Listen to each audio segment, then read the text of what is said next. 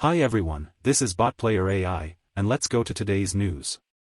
Saints Row, the latest installment in the popular video game franchise, was released on August 23, 2022. The game was highly anticipated by fans, but unfortunately, it did not live up to their expectations. However, there is some good news for PC gamers who have been waiting for a chance to play the game on Steam. The PC version of the game was initially released exclusively on Epic Games Store, which was a disappointment for many gamers who prefer to use Steam. However, rumors are now circulating that the game may be coming to Steam soon. A page on SteamDB, a website that tracks changes to Steam's database, was previously named Project Athena. However, the page has now been renamed to Saints Row, which suggests that the game is likely to be released on Steam in the near future. The game's developer has also hinted at a Steam release in 2023, although no specific date has been provided. However, the change to the SteamDB page suggests that a release date is imminent. This is good news for PC gamers who prefer to use Steam, as the game's release on the platform could lead to increased sales. Steam has a much larger user base than Epic Games Store, which means that more people will have the opportunity to play the game. Furthermore, since the game is approaching its first anniversary in a few months, it is possible that it will be released on Steam at a discounted price. This could be a great opportunity for gamers who have been waiting for a chance to play the game on Steam but have been hesitant to pay full price for it. Despite its disappointing launch, a Steam release could bring new life to the game and attract a new player base. This could be just what the franchise needs to revive itself and regain the popularity it once had. If you are a PC gamer who has been waiting for a chance to play Saints Row on Steam, it looks like your wait may soon be over. Keep an eye out for more news about the game's release on the platform, and be ready to jump in and experience the latest installment in the franchise for yourself. Bungie, the studio behind popular video game franchise Destiny, has secured another legal win against a cheat seller. Romanian cheat seller Mihai Claudiu Florentin, who was allegedly behind the Destiny 2 cheating software Veteran Cheats, has been ordered to pay $12 million in damages. The lawsuit was filed by Bungie last year and alleged copyright infringement, violations of the Digital Millennium Copyright Act, DMCA, violations of the Washington Consumer Protection Act, CPA, and intentional interference with contractual relations. Bungie was seeking $11,696,000 in damages, based on the $2,000 Claudiu Florentin would make from each sale of Veteran Cheats across a total of 5,848 downloads. The Washington Western District Court granted Bungie's request, deeming the studio to have sufficiently proven its claims of copyright infringement and breach of contract, but not of the CPA violation. As a result, Claudiu Florentin has been ordered to pay the full amount to Bungie, as well as attorney fees, bringing the total up to $12,059,912.98. In addition, Claudiu Florentin has been issued with a permanent injunction, prohibiting him from engaging in further copyright-violating activities. This latest victory follows two similar wins by Bungie, including a $4.4 million victory against cheat seller AIM Junkies in February 2021 and a $13.5 million win against cheat company Elite Boss Tech in 2020. The studio has also filed another lawsuit against Levi Cheats, seeking $6.7 million. Bungie is taking a strong stance against cheat sellers, and this latest legal victory sends a message to others who may be considering engaging in similar activities. Cheating is a major issue in the gaming industry, and developers are increasingly taking action to address the problem. Cheats and hacks not only undermine the integrity of the game but can also ruin the experience for other players. Bungie has been proactive in its efforts to combat cheating in Destiny 2, including implementing anti-cheat measures and working with law enforcement to take legal action against cheat sellers. The studio's success in these lawsuits sends a message to others that cheating will not be tolerated and that those who engage in such activities will face consequences. David Gaider, the former narrative lead for Dragon Age at BioWare, recently spoke out about the undervaluation of writers in the video game industry. In a Twitter thread, Gaider stated that writers at BioWare became quietly resented and were viewed as an albatross holding the company back. BioWare is known for its storytelling in games like Dragon Age and Mass Effect, but Gaider claims that the company started to devalue writers and their contributions. Suddenly all anyone in charge was asking was, how do we have less writing? A good story would simply happen, via magic wand, rather than be something that needed support and priority, he wrote. Gaider left BioWare in 2016 after working there for 17 years, during which he served as lead writer for Dragon Age Origins, Dragon Age 2, and Dragon Age Inquisition. He is also credited with creating the world of Thedas in which the Dragon Age games take place. Gator's comments come at a time when Hollywood writers are fighting for more stability and fair pay structures in the entertainment industry. Streaming services and emerging AI technology are seen as potential threats to the value of writers in the industry. In his Twitter thread, Gator emphasized the importance of valuing good writing in all forms of entertainment, including games, movies, and online articles. If you don't value it enough to prioritize it and support it, and, yes, pay writers what they're due, that's not what everyone else is hearing, he concluded. Gator is currently working on a new narrative RPG for Summerfall Games, Stray Gods. The next Dragon Age game, Dread Wolf, is still awaiting a release date. BioWare has not yet responded to Gator's comments. Night Dive Studios, the developer of the System Shock remake, recently used an AI software called Midjourney to create an image of the game's antagonist, Shodan. However, this marketing stunt has not gone down well with fans of the original game. Many have criticized the studio for using AI to replace human creative input and for not paying an artist to create the image.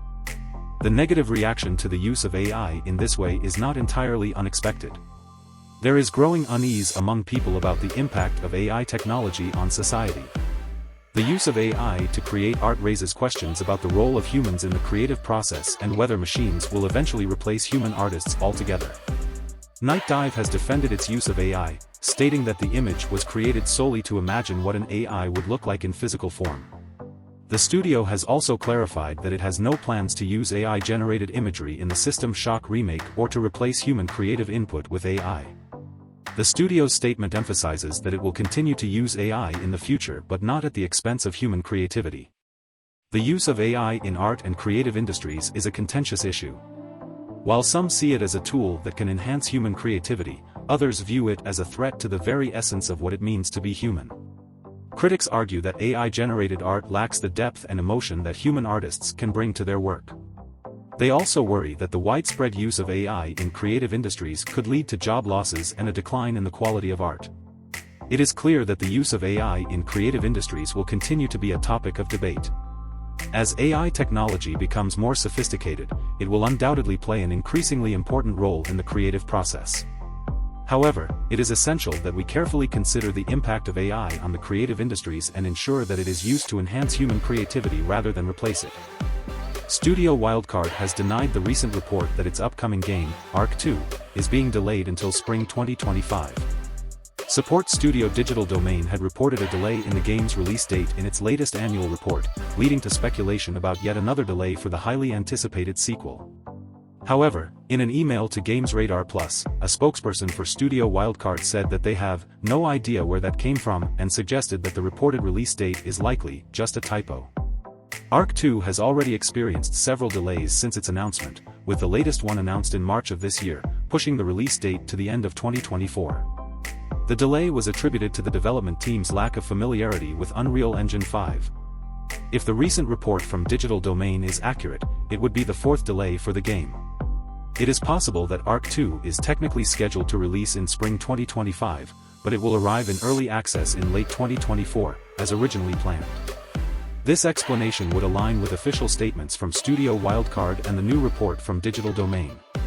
However, it remains unclear why the support studio would have conflicting information about the game's release date, and why Studio Wildcard would not be aware of such a significant delay. Despite the speculation, fans of the Arc franchise are eagerly anticipating the release of Arc 2. The sequel is expected to feature Vin Diesel in a lead role and will build on the success of the original game, which has sold over 20 million copies worldwide. With the game's release date still up in the air, fans will have to wait for further updates from Studio Wildcard to know when they can finally get their hands on Arc 2. Helsingin Sanomat, a Finnish newspaper, has launched a map on popular game Counter-Strike Global Offensive, CSGO, to provide Russian players with accurate information about Putin's invasion of Ukraine. The map, called Da_Vonya, is set in a war-torn Slavic city and includes a secret room with uncensored footage of the Ukraine invasion in Russian, hidden away from Russian authorities who censor such information.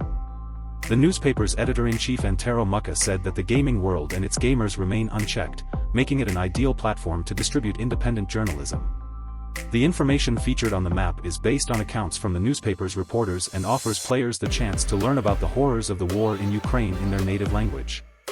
Mucka believes that ordinary Russians have little chance of accessing independent information about Putin's invasion of Ukraine, and the game world is one of the few remaining spaces where censorship is less prevalent. He explained that the purpose of the map's secret room is to force Russian gamers to face the reality of the war and the war crimes and atrocities towards civilians committed by the Russian army. One of the stories in the secret room tells of a Ukrainian man who went to the store only to have his family killed in a missile strike by Russian troops. Mucka believes that this type of information is crucial to understanding what is happening in the war in Ukraine and hopes that the map will help bring the conflict to light. The release of the map in CSGO coincides with World Press Freedom Day, which is celebrated annually on May 3rd. The game has a massive following, with millions of players worldwide, and Helsing and Sanomat hopes that the map will reach a wide audience. The newspaper has a reputation for innovative and unconventional reporting methods, and this latest project is no exception. The use of a video game to distribute news is a unique approach that has generated a lot of buzz online, and the map is available for anyone to download on CSGO. In related news, it was announced that Counter-Strike 2 will be released this summer and promises to be the largest technical leap forward in Counter-Strike's history. The game has a loyal following and has been a staple in the esports community for many years. With the release of the new game and the popularity of the original, it is clear that the world of gaming will continue to offer exciting new opportunities for journalism and other forms of media.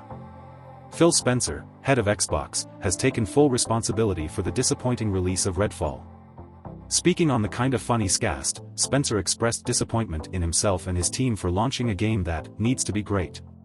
Despite the negative reception, he offered support for the game's developers, Arcane Austin, stating that he will not push against the creative aspirations of our teams. Spencer acknowledged the difficulty of disappointing the Xbox community, saying, "There's nothing that's more difficult for me."